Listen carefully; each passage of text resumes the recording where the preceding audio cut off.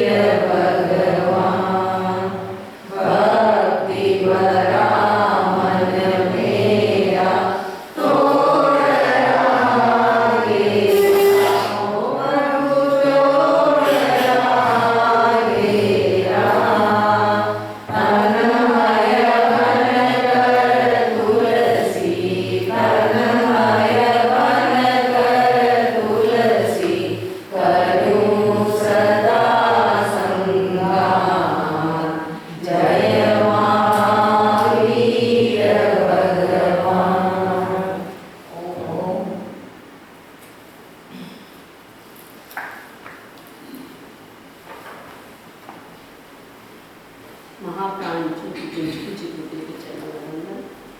उपस्थित आएंगे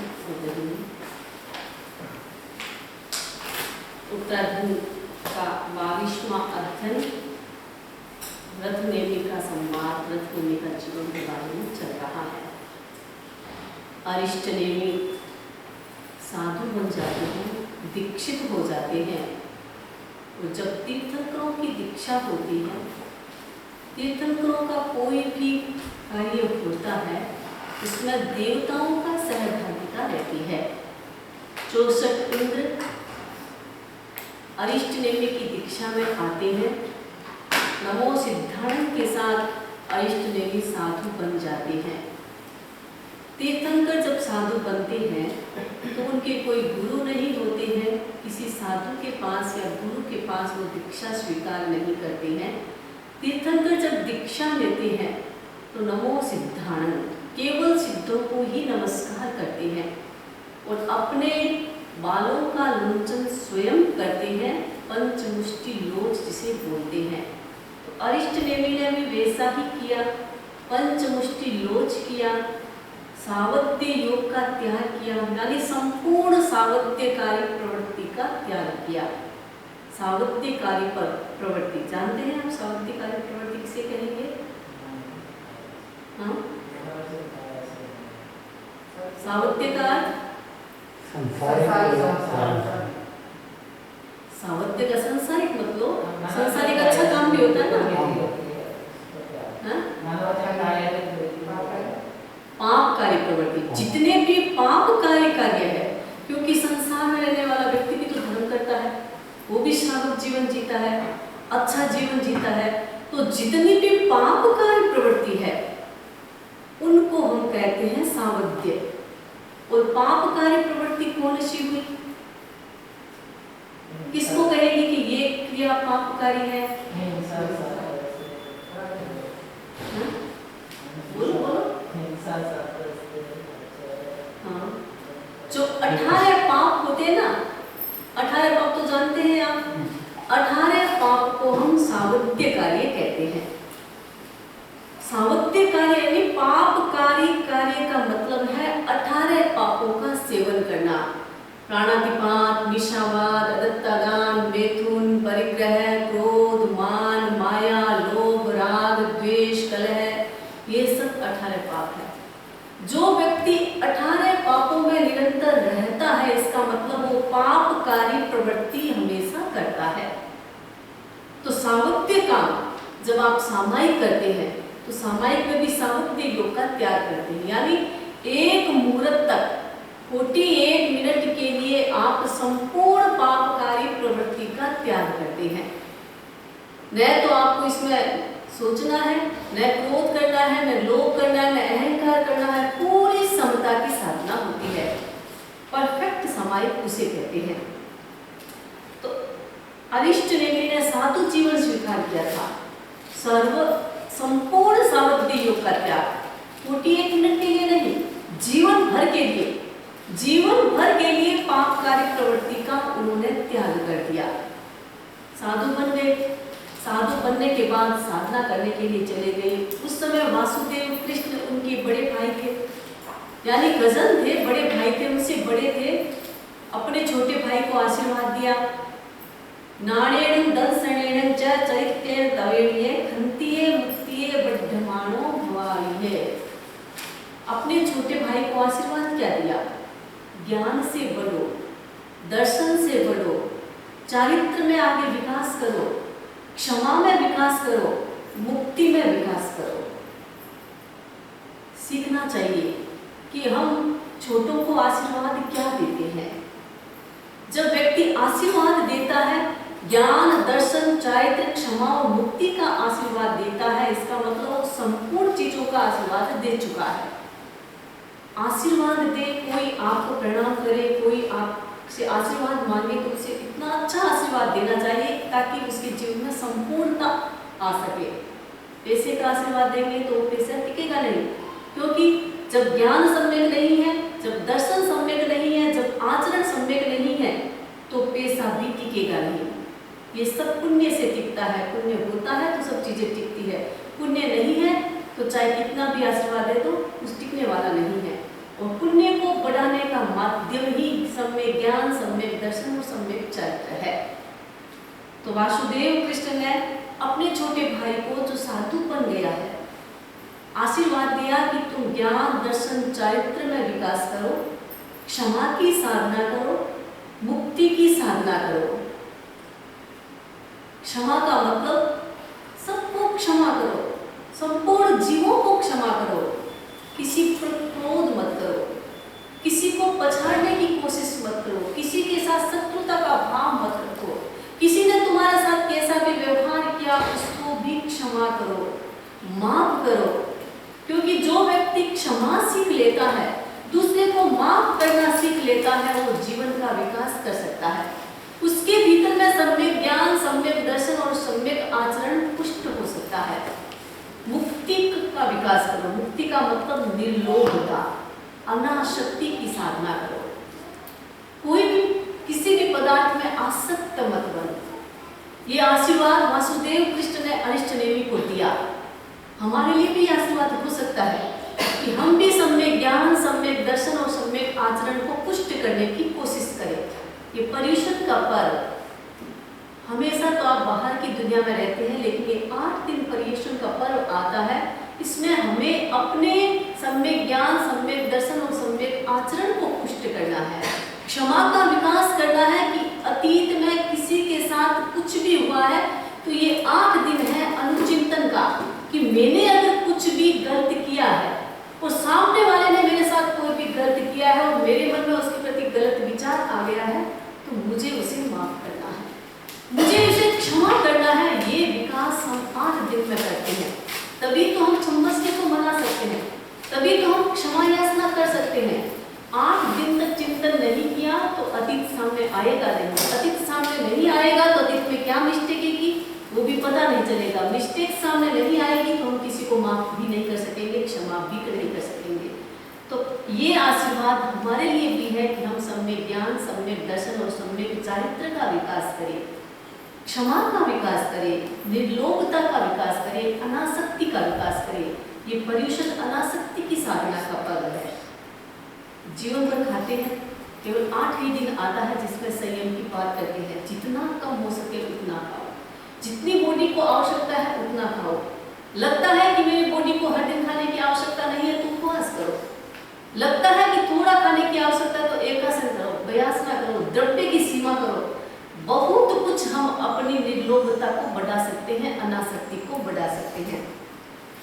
तो अरिष्ट नेमी, वासुदेव कृष्ण आदि सभी अपने बड़े से आशीर्वाद लेकर के साधु जीवन स्वीकार करके अपने साधना के लिए प्रस्थान कर देते हैं। केवलियों की विशेषता क्या होती है, तीर्थंकरों की विशेषता क्या होती है? जब तक वो तीर्थंकर नहीं बनते हैं उससे पहले उपदेश नहीं देते हैं, अपना ज्ञान प्रकट करते हैं, अपने भीतर का संशोधन करते हैं, सत्य प्रकट करते हैं, सत्य को जानते हैं, उसके बाद ही तीर्थंकर उपदेश दिया करते हैं। वो कभी पहले उपदेश नहीं देते हैं। अरिष्ट नेमी ने भी वैसा ही किया, दीक्षा स्वीकार की, दीक्षा स्वीकार करने के बाद साधना के लिए प्रस्थान किया। अनेक स्थानों में घूमे, अनेक प्रकार की साधना की। साधना करते करते उन्हें केवल ज्ञान की प्राप्ति हो जाती है। अब वो केवल ज्ञानी बन गए थे और केवल ज्ञान प्राप्त होने के बाद क्योंकि उनके तीर्थंकर नामकरण का उदय था, उन्हें तीर्थंकर बनना था, तो वो तीर्थंकर बन जाते हैं। श्रावक, श्राविका, साधु, सात्विक 4 तीर्थ की स्थापना करके तीर्थंकर बन जाते हैं। अरिष्ट नेमी तीर्थंकर बन करके अब विचरण करते हैं। इधर क्या होता है? राजीमती, अरिष्ट नेमी ने उनका परित्याग कर दिया। राजीमती सोचती है कि अब मुझे क्या करना है, मुझे अपने जीवन को कैसे बनाना है, मुझे भी कुछ करना है। शादी तो करना नहीं क्योंकि मेरे जीवन में एक ही वर स्वीकार किया है और मेरे वर ने मेरा त्याग कर दिया है, तो अब मुझे आगे कुछ बढ़ना नहीं है। सांसारिक कार्यों में जाना नहीं है, भौतिकता में जाना नहीं है, अपनी साधना करना है, अपना संशोधन करना है, अपने आप को देखना है। पूर्ण वैरागी बन गई थी। घर में वैराग्य है, घर में है, साधना कर रही है। अचानक क्या होता है, अरिष्ट नेमि का आगमन द्वारिका नगरी में पुनः होता है, क्योंकि वो द्वारिका के थे, द्वारिका के राजकुमार थे, पुनः द्वारिका नगरी पधारते हैं। जैसे ही अरिष्ट नेमि द्वारिका नगरी में आते हैं, राजीवमती भी प्रवचन सुनने के लिए जाती है। और तीर्थंकर के प्रवचन की विशेषता क्या होती है? क्योंकि तीर्थंकर के प्रवचन में वही व्यक्ति आते हैं जो भवी होते हैं, जो मोक्षगामी होते हैं, वही जीव आते हैं। अभवी जीव तो आते नहीं है। भवी अभवी जानते हैं? भवी का मतलब होता है जो मोक्ष प्राप्त करने की योग्यता रखता है।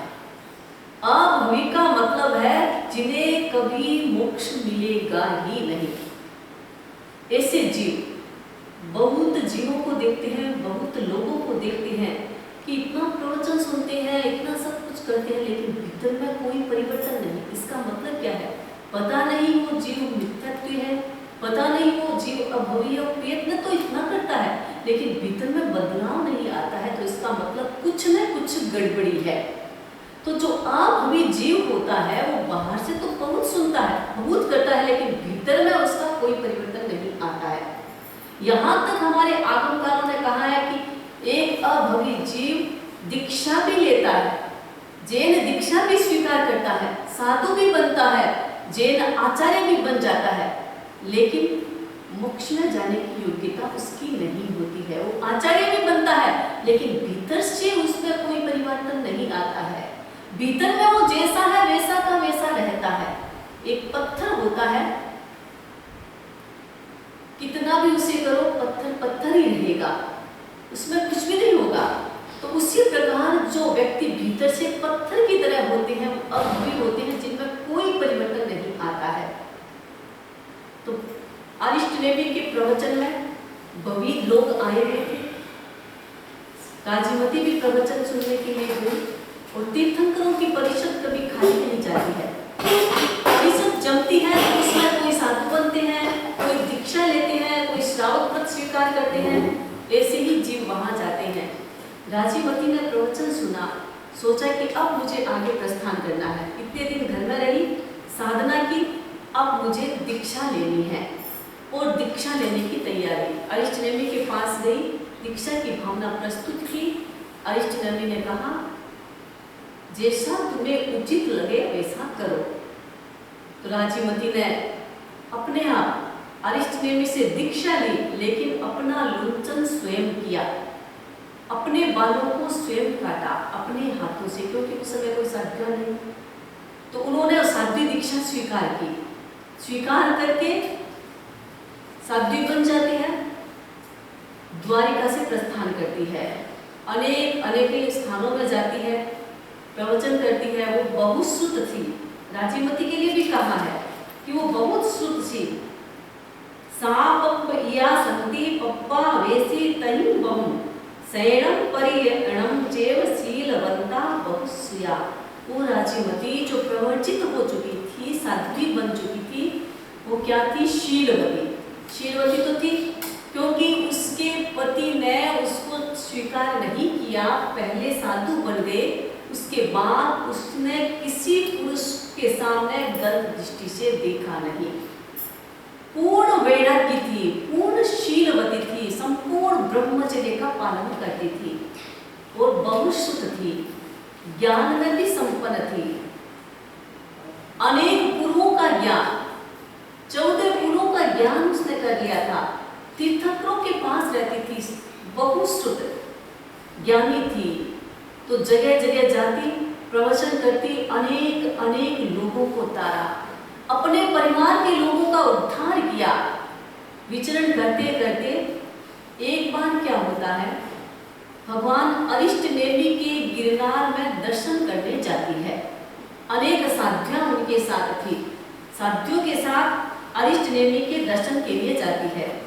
गिरिम रेव यम जंती वासे नुला अंतरा वासंते अंधरायमी अंतो लयनस्य साठिया। जब वो अरिष्ट नेमि के प्रवचन सुनने गिरनार पर्वत पर जाती है, अनेक साथियों के साथ प्रवचन सुन करके वापस अपने स्थान पर आने लगते हैं, रास्ते में भयंकर बारिश आ जाती है। अब बारिश में साधु को तो बारिश में घूमना भी नहीं होता है, बाहर जाना भी नहीं होता है, लेकिन चले गए तो अब अपने स्थान पर तो आना है, तो भीग गई। संपूर्ण साध्वियां, जितनी भी साध्वियां थी राजीमती के साथ, सभी साध्वियां एकदम पानी से भीग गई थी। इतना भयंकर पानी बरसा था। तो गिरनार पर्वत से वापस उपवास तक आ रहे थे तो रास्ते में गुफाएं आई थी, लंबी लंबी जंगल का रास्ता था, बड़ी बड़ी गुफाएं थी। तो सभी साथियों ने सोचा कि इतनी सारी गुफाएं हैं, गुफाओं में जाकर के अपने कपड़ों को सुखा लेते हैं, और कपड़ों को सुखाने के बाद जाएंगे तो अच्छा लगेगा, नहीं तो गांव में जा रहे हैं और हमारे कपड़े सारे गीले हो गए हैं। तो सभी साथियां गुफा में प्रवेश कर जाती है, एक एक गुफा में प्रवेश कर जाती है। गुफा तो अंधकार में होती है, उसमें कुछ होता नहीं है। तो सभी राजीवती भी एक गुफा में चली गई। गुफा में जाकर के उसने अपने सारे वस्त्र सुखाने के लिए निकाल दिए। अब निर्वस्त्र हो जाती है क्योंकि वस्त्रों को सुखाना था, और ऐसे वस्त्रों को रख नहीं सकते।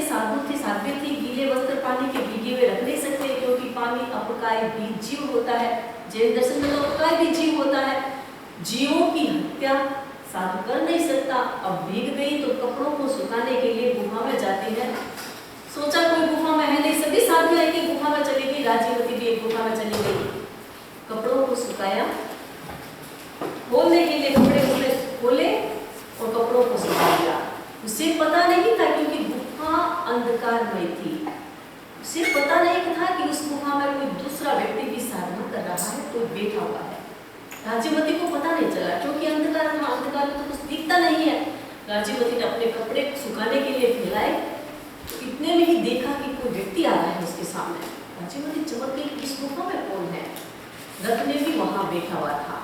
वो रत्नेमी कौन थे? रत्नेमी अरिष्ट देवी के भाई, जो पहले ही राजीवती को कह चुके थे कि मैं तुमसे शादी करना चाहता हूँ। राजीवती ने उसे ठुकरा दिया था। राजीवती ने उसे समझाया, समझाने के बाद रत्नेमी जागृत हो जाते हैं, साधु बन जाते हैं। वही रत्नेमी उस गुफा में साधना कर रहे थे। रत्नेमी ने जब राजीवती को निर्वस्त्र देखा, भीतर में वासनाएं फिर जाग गई, क्योंकि पहले तो अर्ज की हुई थी, फिर वासना जाग गई कि राजीवती के पास उठ करके आने लगे। राजीवती एकदम चमक गई, उसने सोचा कौन आ रहा है, तो उस तत्काल वो बैठ जाते, कपड़े तो उसके खुले हुए थे, फैलाए हुए थे, वो तत्काल वो बैठ जाते, एकदम इकट्ठी होकर के बैठ जाते कि कौन आ रहा है। तो कहा कि राजीवती डरने की आवश्यकता नहीं। रत्नेमी कहता है, अहसोवी रायपुत्रो समुद्र विजयं गयो बियम पवे ये दट्टुम इमं बक्कम उदाहरे। उसने कहा कि राजीवती, मैं जान गया हूँ तुम राजीवती हो, पर तुम्हें डरने की आवश्यकता नहीं, मैं कोई दूसरा नहीं, मैं रत्नेमी हूँ। समुद्र विजय का पुत्र रत्नेमी, अरिष्ट नेमी का छोटा भाई रत्नेमी हूँ, तुम्हें डरने की आवश्यकता नहीं है। राजीवती एकदम सोचने लगी कि ये रत्नेमी कहाँ से आ गया, क्योंकि उसे तो पता ही नहीं था, क्योंकि वो तो साधना के लिए रवाना हो चुका था और ये गुफा में साधना कर रहा था। राजीवती एक साध्वी थी, सशक्त साध्वी। कोई शायद ढीला होता है व्यक्ति साधना करने के बाद, साधु बनने के बाद भी, कोई जरूरी नहीं है कि साधना में परफेक्टनेस आए, एकदम परफेक्ट बने, जरूरी नहीं है।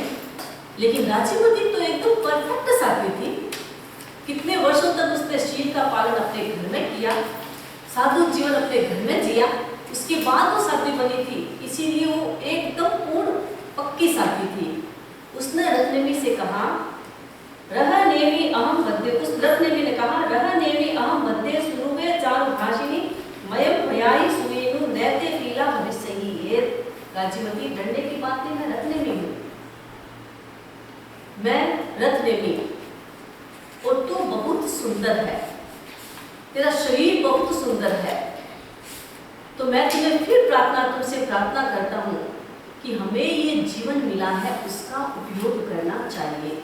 अब देखो, साधु बन गया, जीवन में कौन सा क्षण आता है पता नहीं चलता, व्यक्ति कैसे विचलित हो जाता है।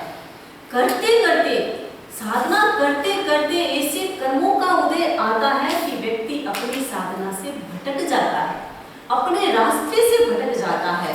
और जब रास्ते से भटक गया, पटरी से एक बार ट्रेन नीचे उतर जाती है तो कितना खतरा हो जाता है। रत्नेमी भी भटक गया था, साधना कर रहा था, हमारे इतिहासों में अनेक घटना आती है। विश्वामित्र साधना करे थे, एक राजा थे, बहुत बड़े शक्तिशाली राजा, साधु बन गए थे। राजपाट को छोड़ा, रानियों को छोड़ा, सुंदर सुंदर रानियों का परित्याग किया, साधु बन गए थे। विश्वामित्र साधना करे थे, इतनी लंबी साधना, इतनी गहरी साधना। विश्वामित्र जैसे ऋषि भी एक औरत से ठग जाते हैं, औरत के वश में होकर के अपने साधना को छोड़ देते हैं, भ्रष्ट हो जाते हैं, विचलित हो जाते हैं। तो बड़े बड़े साधना करने वाले भी विचलित हो जाते हैं। तो रत्नेमी ने तो स्टार्ट की थी साधना, जैसे राजीवती को देखा, भीतर के विकार जागृत हो गए, भीतर की वासनाएं जागृत हो गई, भीतर के भाव जागृत हो गए। और आखिर राजीवती से कहा, अहि ना भुंजियो भोए मानुसंतु सुदुर्लभम उत्त भोगा तो कच्चा जिन मग्गम चरिश्चमी। हे राजीवती, क्या सोच रही हो? हम संसार में चले, भोग को भोगे, क्योंकि ये मनुष्य जन्म मिला है। मनुष्य जन्म कोई बार बार नहीं मिलता है। हमें इतना अच्छा ये जीवन मिला है, तो जीवन में भोग को भोगना चाहिए। पहले हम पूर्व अवस्था में भोग भोगेंगे, उत्तरार्ध में साधु बन जाएंगे, संयम जीवन स्वीकार करेंगे। ये बात राजीवती से कही। व्यक्ति ये नहीं सोचता कि उत्तरार्ध आएगा या नहीं, पूर्वार्ध में भी कुछ घटित हो सकता है, यानी छोटी अवस्था में भी व्यक्ति जा सकता है। कोई बच्चा पैदा होता है, पैदा होते ही अनेक प्रकार की बीमारियां हो जाती हैं, मृत्यु को प्राप्त हो जाता है। उसकी तो युवा अवस्था भी नहीं आती है, प्रौढ़ अवस्था की तो बात बहुत दूर होती है। और जरूरी नहीं है कि प्रौढ़ अवस्था आने के बाद, उत्तरार्ध जीवन का आने के बाद व्यक्ति कार्य करे, संयम करे, ये भी जरूरी नहीं है। क्योंकि जब इंद्रियां कमजोर हो जाती है, भगवान महावीर ने क्या कहा, जब तक शरीर में रोग नहीं आता, जब तक शरीर में बुढ़ापा नहीं आता, जब तक कोई प्रकार की बीमारी शरीर में नहीं आती, तब तक साधना करो। बुढ़ापा आ गया, इंद्रियां भी सशक्त नहीं होती है, शरीर भी इतना कमजोर हो जाता है, 1 घंटा भी हम स्थिर से बैठ नहीं सकते हैं, हम कैसे साधना करेंगे? इसीलिए भगवान महावीर ने कहा कि बुढ़ापा, मृत्यु, रोग, इन सब से पहले साधना करना स्टार्ट करो। ये आए उससे पहले स्टार्ट कर दो, ताकि तुम कुछ जीवन में कर सको। लेकिन व्यक्ति ये सोचता है कि अभी तो काम करने का टाइम है, अभी तो ये करने का टाइम है, ये करना टाइम है, जब बुढ़ापा आएगा, रिटायर होएंगे, तब ये समय पारी कर लेंगे। लेकिन जरूरी नहीं है वो समय आएगा, कल का तो भरोसा ही नहीं है, हम भविष्य की क्यों सोचते हैं? और व्यक्ति सोचता है इतनी भविष्य की कल्पना करता है कि मेरे भविष्य को सुरक्षित करना है, पता नहीं तेरा भविष्य आएगा या नहीं, कल की चिंता करता है। आज को तो मजबूत बनाओ, आज को तो सुरक्षित करो। हम आज को ही छोड़ रहे हैं और भविष्य को भी छूट जाएगा हमारे, क्योंकि आज मजबूत नहीं है तो भविष्य को भी मजबूत नहीं होगा। इसीलिए भविष्य की चिंता मत करो, जो घटना होने वाली है तो होगी ही। तुम चाहे कितनी भी सुरक्षा कर लो, लेकिन जो भविष्य में तुम्हारे लिए नहीं होने वाला है वो कभी होगा ही नहीं। और चाहे व्यक्ति कितनी भी सुरक्षा न करे, निश्चित रहे, लेकिन भविष्य में उसे सुरक्षा मिलनी है तो ऑटोमेटिक मिल जाएगी।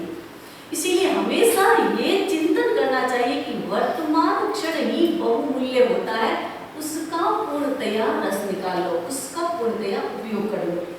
लेकिन रत्नेमी के मन में ये विचार नहीं आया। उसने कहा कि मनुष्य भोगों को भोगे, क्योंकि ये जीवन मिला है। भारतीय दर्शनों में एक दर्शन है चार्वाक दर्शन। उसकी थ्योरी क्या है? यावत् जीवं सुखम जीवं दृढ़ं कृत्वा घृतं पिबेत् भस्मीभूतस्य देहस्य पुनरागमनं कुतः। वो दर्शन क्या कहता है? यावत् जीवं सुखम जीवं, जब तक तुम जीवो सुख से जीवो। तुम्हारे पास खाने को अच्छा खाने को पैसा नहीं है तो कोई बात नहीं है, तुम उधार ले लो, ऋण करो, ऋण लेकर के भी तुम अच्छा खाओ, क्योंकि भस्मीभूतस्य देहस्य पुनरागमनं कुतः। ये देह नष्ट हो जाएगी तो पुनः जन्म होगा या नहीं होगा कौन जानता है। तो चुकाना नहीं पड़ेगा ना, उधार भी ले लेंगे, किसी से ऋण भी कर लेंगे तो अगला जन्म तो मिलेगा नहीं, तो चुकाना पड़ेगा नहीं, आराम से खाओ पियो मौज करो। हमारा दर्शन ऐसा नहीं कहता है। हमारा दर्शन कहता है कि तुमने किसी से 1 पैसा भी उधार बेईमानी से लिया है, चुकाया नहीं है इस भाव में, तो नेक्स्ट भाव में तुम्हें चुकाना ही पड़ेगा। बिना चुकाए तुम्हारी गति नहीं हो सकेगी, इसलिए चुकाना ही पड़ेगा। किसी से कुछ भी मत लो तो वफादारी के साथ उसको वापस चुका दो, ताकि कर्जा सिर पर नहीं रहेगा। नहीं तो अनंत अनंत भों का कर्जा ढूंढते हुए आ रहे हैं और पता नहीं कितना कर्जा और कर रहे हैं।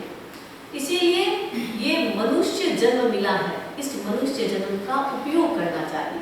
लेकिन रत्नेमी तो उल्टा कह रहा था कि हम मनुष्य जन्म मिला है, काम भोगों के लिए मिला है, क्योंकि पशु ऐसे काम भोग मनुष्य की तरह नहीं कर सकते हैं, एकदम मस्ती से जीवन नहीं जी सकते हैं। इसलिए हमें ये जीवन मिला है, दुर्लभ मनुष्य जन्म मिला है, तो इसमें काम भोग लेना करना चाहिए। तो पहले हम शादी कर लेते हैं और उसके बाद संयमी बन जाएंगे, साधु बन जाएंगे। जैसे ही रत्नमी ने ये बात राजीमती को कही, राजीमती तो पक्की साध्वी थी, उसके ऊपर इन सब बातों का कोई असर पड़ने वाला नहीं था। पक्का घड़ा होता है ना, मिट्टी का पक्का घड़ा, जब वो नया नया आप खरीद कर लाते हो, पानी डालते हो तो पानी उसमें झरता है, लेकिन घड़ा पानी डालते डालते इतना पक्का हो गया, अब उसमें पानी जाएगा नहीं। पक्के घड़े में कभी पानी जाता नहीं है। उसी प्रकार राजीमती तो पूर्णतया एकदम भीतर से पक्की हो गई थी, उस पर कोई असर नहीं। उसने सोचा कि रत्न भी पागल हो गया है, इसे ये पता नहीं है कि साधु बन गया है, और साधु बनने के बाद व्रत को तोड़ने की बात कहता है। कैसा व्यक्ति है। अब राजीमती कोई साधारण साध्वी नहीं थी, वो एक ग्रुप लीडर साध्वी थी। अरिष्ट नेमी की साध्वियों में सबसे बड़ी साध्वी थी, वो लीडर थी। तो सोचा कि मुझे इसे प्रेरणा देनी चाहिए। राजीमती ने सोचा मुझे इसे प्रेरणा देनी चाहिए। अब राजीमती कैसे प्रेरणा देगी रत्नेमी को, रत्नेमी वापस स्थिर होगा या नहीं होगा, उसकी चर्चा फिर हम आगे करेंगे। एक व्याख्यान चल रहा है, लीलावती का व्याख्यान, शील पर आधारित व्याख्यान है। एक लीलावती एक औरत थी, जीवन में कितने संघर्ष आए और किस प्रकार अपने शील की रक्षा करती है, ये घटना उस शील पर आधारित है। तो घटना कहाँ तक चली थी याद है, कल कहाँ छोड़ा था?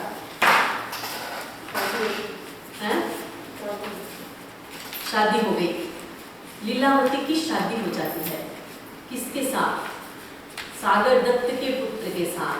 सागर दत्त का परिवार तो बहुत पेशे वाला था, और लीलावती के पिता के पास एक कौड़ी भी अब नहीं थी, क्योंकि वो भी धनावह था, बहुत रिच मैन था, लेकिन भाग्य बदल गए थे, इसीलिए उसके पास आज कुछ भी नहीं था। बेटी को विदा करने के लिए, उसके देने के लिए उसके पास कुछ भी नहीं था। एक श्रीफल लाया था, श्रीफल के साथ लीला को विदा करता है। अब लीलावती ससुराल जाने वाली है। जब बेटी ससुराल जाती है तो माँ उसे विदाई देती है, परिवार वाले उसे विदाई देते हैं, क्योंकि वो अब माँ के लिए सदा सदा के लिए पढ़ाई हो जाती है। तो लीलावती माँ को, पिता को प्रणाम करती है, तो माँ उसे शिक्षा देती है, क्योंकि माँ बाप का कर्तव्य होता है कि अपने बच्चों को ऐसी शिक्षा दे जिससे वो बच्चे आगे जाकर के भी, ससुराल में जाकर के भी अच्छी तरह से जीवन जी सके, ससुराल वालों को भी अपना मान सके। तो राजीवती उसको, लीलावती को भी उसकी माँ शिक्षा दे रही है। मेरी बेटी सानंद जाओ, अपना घर स्वर्ग बनाओ, पाओ जन जन का शुभ सत्कार है, हो लीला सद्गुण ही जीवन का श्रृंगार है।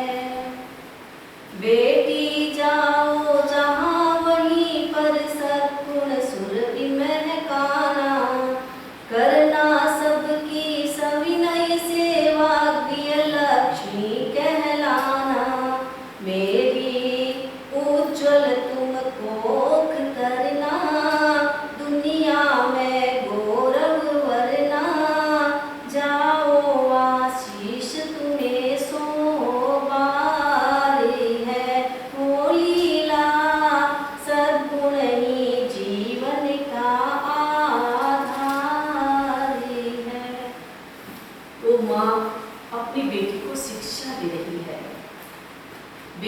माँ के कलेजे की पूर्ण थी और लीला अकेली थी, न उसके कोई भाई था न उसके कोई बहन थी।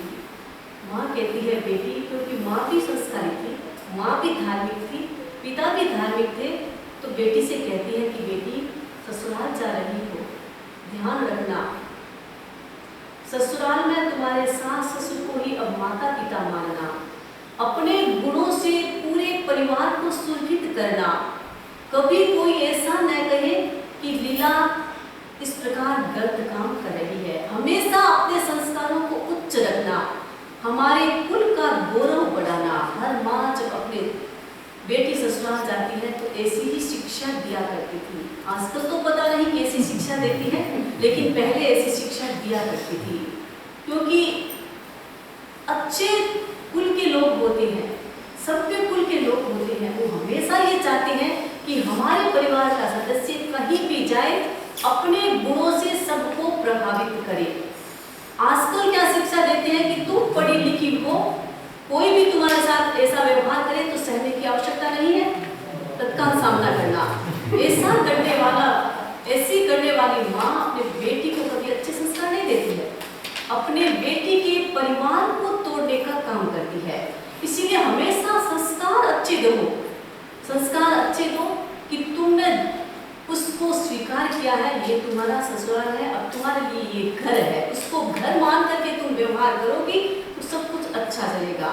लीला की माँ ने इस प्रकार संस्कार किया, वो संस्कारी लड़की थी और माँ ने भी अच्छे संस्कार दिया, सीख भी अच्छी दी। सागर दत्त अपनी पुत्र वधू को लेकर के वहाँ चला जाता है, अपने कौशाम्बी नगरी चला जाता है। कौशाम्बी नगरी में बहुत धूमधाम से शादी का उत्सव मनाया गया था, क्योंकि तनावरा के घर में तो कुछ नहीं था, इसलिए वह तो बारात आई थी। एक बाप अपने बेटे को लेकर के शादी करने के लिए आया था, अपनी बहू को ले गया और वहाँ धूमधाम से शादी का उत्सव महोत्सव होता है। अब लीला बड़ी खुश थी, प्रसन्न थी, क्योंकि माँ का संस्कार था और माँ ने शिक्षा भी अंतिम समय में अच्छी दी थी। वैसे शिक्षा दी वैसा ही वो घर में करती थी, इतनी संस्कारी थी, इतनी मीठी बोलती थी, सास ससुर सबका मन जीत लिया था उसने। और उसके 3 बड़े जेठ थे, 3 जेठानियाँ थी, सबके साथ अच्छा व्यवहार था, अच्छी तरह से रह रही थी, बड़ी खुश थी। लेकिन बेटी ससुराल चली गई, माँ अकेली हो गई, घर में कोई नहीं, अकेली हो गई। बड़ा बार बार लीला की याद आती है। 1 दिन हुआ, 2 दिन हुआ, 3 दिन हुआ, उसने कुछ नहीं कहा, मन मन में रखा। लेकिन एक दिन उसने धनावय से कहा, याद लीला की आए हो, पलक पलक में रह रह उसका विरह सताए, याद लीला की आए, कैसी थी वह सरसयानी, कितनी शांत विनीत सुहानी हो, उसकी कार्य कुशलता कभी न भूली जाए, याद लीला की आए। माँ याद कर रही थी, क्योंकि वो घर की लक्ष्मी थी, संपूर्ण घर का काम करती थी, माँ को हर कार्य में हेल्प करती थी। जब आज वो ससुराल चली गई तो माँ को उसकी बार बार याद आती है। व्यक्ति जब चला जाता है तो उसके सद्गुण हमारे आंखों के सामने तैरने लग जाते हैं। देखो वो कैसे करती थी, कितना ध्यान रखती थी, घर का सारा काम करती थी, खाना बनाती थी, सब कार्य कितनी कुशलता से करती थी। बार बार उसकी याद आ रही है, आंखों से आंसू आ रहा है, क्योंकि वो माँ की बेटी थी, उसी माँ की थी। माँ के मन में बेटी के प्रति मोह था, अच्छे संस्कार दिए, लेकिन मोह छूटता नहीं है इतना जल्दी। वो रो रही थी और जैसे जैसे वो याद करती थी, जब व्यक्ति किसी को याद ज्यादा करता है तो उसके भीतर में एक धक्का सा लगता है। लीला की माँ भी लीला को याद करती थी, जोर जोर से रोने लगती है धनावत के सामने। जैसे वो करती है, देख लो कहती कहती सेठानी, करती करती बात सयानी हो, दिल का दौरा पड़ने से मूर्छित हो जाए, याद लीला की आए। वो लीला को याद करते करते एकदम मूर्छित हो जाती है, गिर जाती है। अब आंखों रोना तो छूट जाता है, लेकिन कुछ अंदर में कुछ और ही होना स्टार्ट हो गया, हार्ट अटैक आ गया, एकदम गिर जाती है, मूर्छित हो जाती है। धनावय देखने लगा ये क्या हुआ, क्योंकि दो ही तो घर में सदस्य थे, पति पत्नी दो ही थे, उनके तो कोई बेटा नहीं था। अगर आज के जमाने में किसी का बेटा भी होता है तो पति पत्नी दो ही घर में रहते हैं, बेटा नहीं होता है। अब वो पति पत्नी एक दूसरे को नहीं समझेंगे तो कौन किसको समझेगा। पति पत्नी के लिए होती है, पत्नी पति के लिए होती है। सुख दुख में जो एक दूसरे को सहयोग देता है, क्योंकि जीवन में अब दो ही है, एक दूसरे को सहयोग नहीं दोगे तो जीवन में शांति भी नहीं मिल पाएगी। धनावय ने देखा कि ये क्या हुआ, मेरी पत्नी ऐसी कैसे गिर गई, आंखों से उसके भी आंसू आया।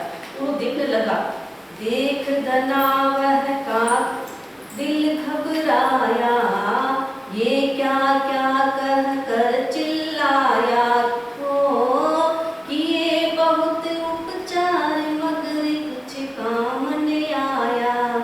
इतने में एक हिचकी आई, सेठानी सुरलोक सिधाई हो, उड़ गए प्राण पखेरु, कोई बचा न पाया, याद लीला की आए। धनावय ने देखा ये क्या हुआ मेरी पत्नी के साथ, कुछ द्रव्य छिड़क करके उठाने की कोशिश की, डॉक्टरों को बुलाया, अनेक इलाज कराया, लेकिन कुछ भी नहीं, मूर्छा समाप्त नहीं हुई। एक हिचकी के साथ सेठानी मृत्यु को प्राप्त हो जाती है। दो में से एक सदस्य तो पहले ही घर से चले गया था, दो थे, दो में से एक चला गया। अब धनावय अकेला, अभी लीला ससुराल गई हुई थी, 2-3 दिन हुआ। जाते समय उसने ये नहीं सोचा कि मैं वापस आकर के अपनी माँ से नहीं मिलूंगी। जीवन तो इतना क्षणिक है, कल क्या होगा किसको भी पता नहीं कि हम अच्छी तरह से आज बैठे हैं, अगला क्षण हमारे लिए कैसा होने वाला है। लीलावती ने भी ये नहीं सोचा कि मैं अपनी माँ का वापस माँ से नहीं मिलूंगी, वापस घर में नहीं आऊंगी, मेरे वापस मुझे फिर आने का कभी अवसर नहीं मिलेगा, ये कभी सोचा नहीं था। अभी वो खुश है ससुराल में, ससुराल में खुश, परिवार के साथ खुश, प्रसन्नता से रह रही है। उसे महसूस ही नहीं हो रहा है कि मेरे घर में क्या घटना घटित हो रही है। सेठानी मर जाती है।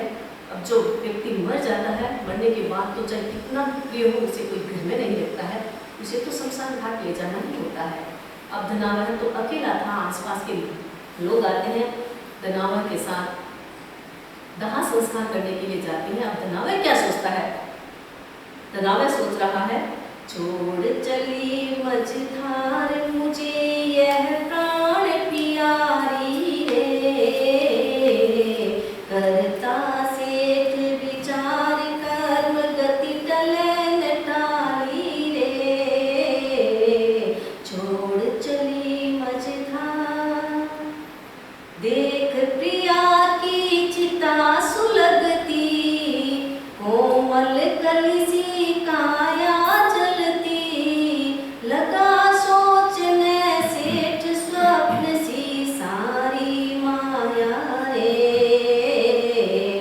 छोड़ चली मझधार मुझे यह प्राण प्यारी रे। जब शमशान घाट में ले जाते हैं, अर्थी को शमशान घाट में ले जाए, अर्थी जल रही थी, सेठ धनावय सोच रहा था। बहुत सारे लोग होते हैं, जब ऐसी घटनाएं उनके सामने आती है, उनका कोई प्रिय व्यक्ति चलना चाहता है, तो भीतर में एक ऐसा वैराग्य पैदा होता है, ये क्या जीवन है, ये तो केवल स्वप्न की माया है। जिसके साथ जीवन बिताया, जिसके साथ रहे, जिसके साथ सब कुछ सुख दुख शेयर किया था, आज वो पराया हो गया और उसको अपने हाथों से जलाना पड़ता है। उसको जला रहा था, उसकी चिता सुलग रही थी, अग्नि में उसका शरीर जल रहा था। सोचा ये क्या है। शमशान घाट में जाता है तो व्यक्ति का वैराग्य पैदा हो जाता है, लेकिन जब वो शमशान घाट से घर आता है तो वैराग्य खत्म हो जाता है, जिसे हम कहते हैं कि शमशान या वैराग्य, मसान या वैराग्य कहते हैं। यानी एक क्षण के लिए जब ऐसी सिचुएशन सामने आती है तो भीतर में वैराग्य हो जाता है कि ये संसार कुछ भी नहीं है, जीवन में करना है वो कर लो। लेकिन जैसे ही घर में आते हैं, घर का वो माया फिर देखते हैं तो उस माया में फिर फंस जाते हैं। धनावय ऐसा नहीं था, क्योंकि उसके घर में कोई माया ही नहीं थी। बेटी तो ससुराल चली गई, धन तो पहले ही चला गया था, पत्नी और चली गई थी, अब कुछ नहीं था, और धनावय सोचने लगा कि ये संसार कितना नाशवान है, अब मुझे इस संसार में फंसना नहीं है, अब मुझे अपने जीवन के लिए कुछ करना है।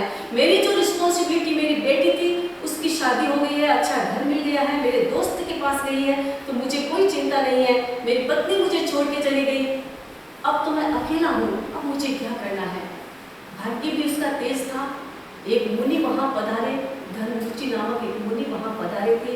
मुनि के पास धनावय जाता है और साधु जीवन स्वीकार कर लेता है। लीला को कुछ भी पता नहीं कि उसके परिवार में क्या हुआ।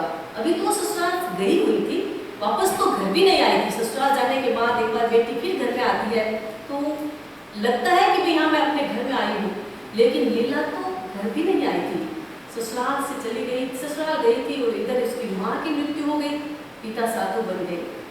अब गांव के लोगों ने सोचा कि लीला को ये सूचना तो पहुंचानी चाहिए कि उसके साथ घर के साथ ऐसा हुआ है। तो लीला के घर में एक लेटर गया, गांव के लोगों ने एक लेटर भेजा, पत्र को भेजा। पत्र किसके पास गया? सागर दत्त के पास, क्योंकि घर का बड़ा सदस्य वही था। लीला तो बहू थी, 4th नंबर की बहू थी, सबसे छोटी बहू थी, तो घर के लेटर जितने भी आते थे तो सागर दत्त के हाथ में आते थे या सेठानी के हाथ में आते थे। तो सागर दत्त ने उस लेटर को खोला, उसे तो इतना धक्का लगा कि ये क्या हो गया, जिस मित्र को मैं अच्छी तरह से छोड़ के आया था उसके साथ ऐसी घटना हो गई। एकदम भीतर में धक्का लगा, लेकिन वो संभल गया। उसने सोचा कि ये घटना मैं लीला को कैसे बताऊं, क्योंकि लेटर लीला के लिए आया था कि लीला को ये घटना बतानी है। और उसने सोचा लीला को कैसे बताऊं, वो कैसे सहन करेगी, क्योंकि उसके तो माँ पिता थे, मेरा तो मित्र था, मुझे मित्र था तो भी मुझे इतना दुख और पीड़ा हो रही है, उसके तो अपने पेरेंट्स थे, वो कैसे सहन करेगी। तो धनावय को सागर दत्त सोच रहा है,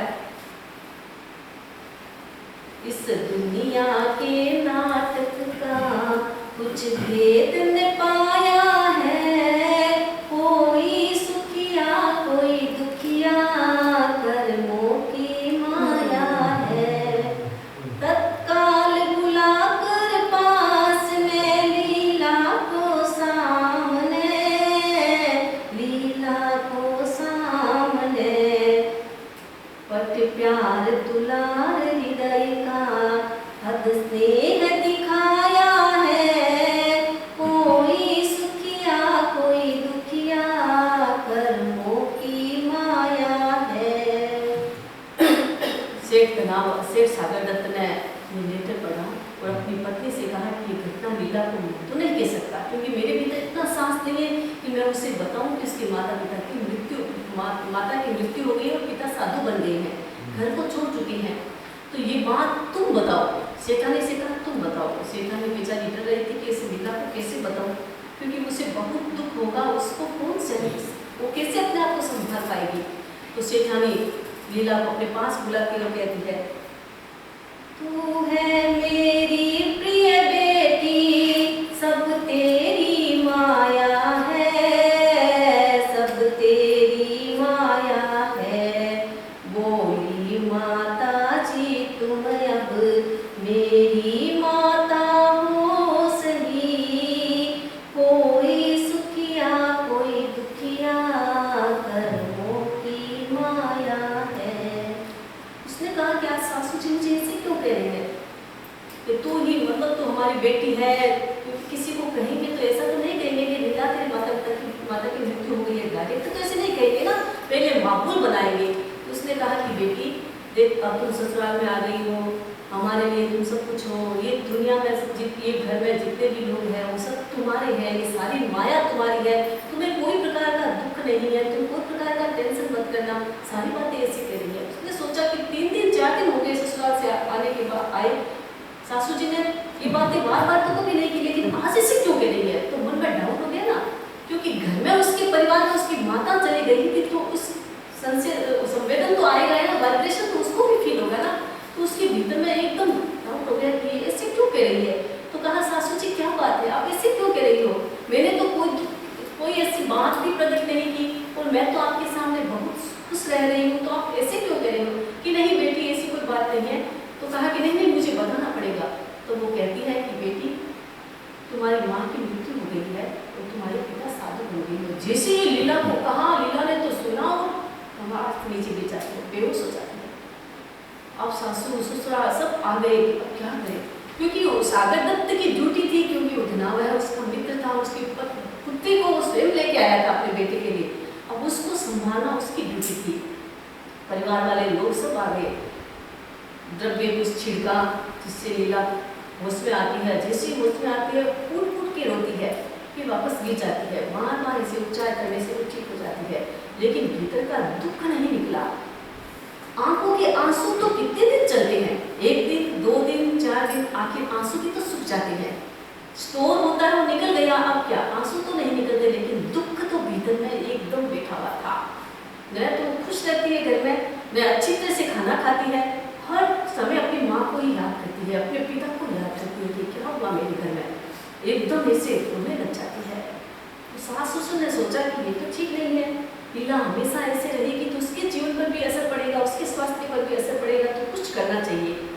तो उसने क्या किया, अपनी बड़ी जो बहुएं थी उन्हें कहा कि देखो तुम लीला को घुमाने के लिए बगीचे में ले जाओ, बहुत बड़ा सेट था, इतना बड़ा गार्डन भी था वहाँ पर, तो कहा कि उसको बगीचे में घुमाने के लिए जाओ, वहाँ थोड़ा एकदम पिकनिक जैसे करना ताकि इसका मन लग जाए और उस घटना को भूल जाए। तो सभी जो बड़ी बहुएं थी वो सब मिल करके साथ में लीला को कहते हैं कि लीला चलो आज हम पिकनिक के लिए चलते हैं, घूमने के लिए चलते हैं। तो वो सब घूमने के लिए बगीचे में जाते हैं।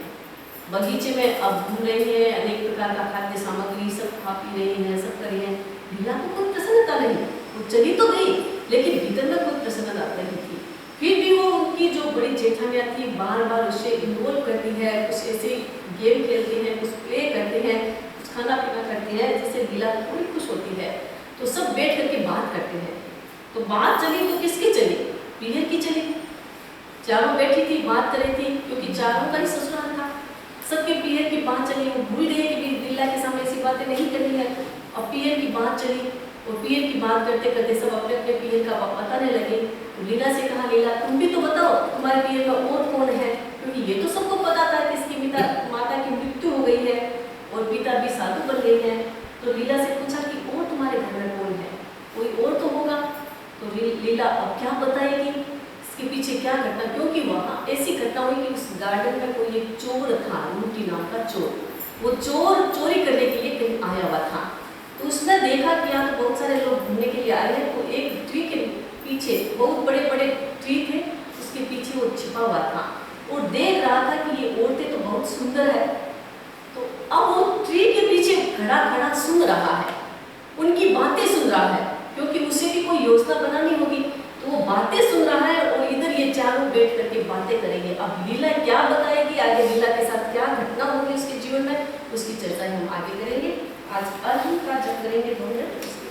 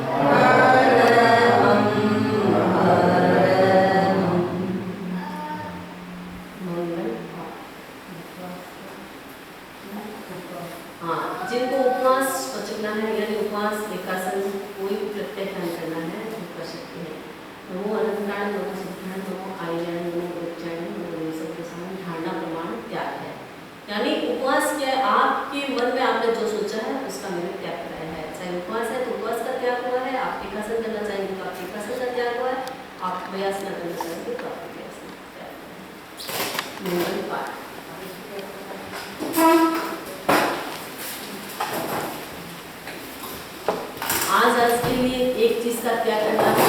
कल 10 बजे बजे तक ये त्याग चलेगा। एक खाने की चीज़ जो आप हमेशा खाने में यूज़ करते हैं और आपको अच्छी लगती है खाना, उस चीज़ का आप एक दिन के लिए केवल आज के लिए त्याग करेंगे। धारणा प्रमाण त्याग है। मंगल पाठ। चत्तारि मंगलम अरहंता मंगलम सिद्धा मंगलम साहु मंगलम किम पन्नतो धम्मो मंगलम। चत्तारि लोकोत्तमा अरहंता लोकोत्तमा सिद्धा लोकोत्तमा साहु लोकोत्तमा किम पन्नतो धम्मो लोकोत्तमा। चत्तारि शरणं प्रवज्जामि अरहन्ते शरणं प्रवज्जामि सिद्धे शरणं प्रवज्जामि साहु शरणं प्रवज्जामि किम पन्नतं धम्मो शरणं प्रवज्जामि। विघ्नहरण मंगलकरण स्वाम विष्णु नाम गुण ओणक सुमिरन किया सरय अचिंत्या काम। अंगूठे अमृत वसे लंबितना भंडार श्री गुरु गौतम समरिये वंचित। कृतज्ञ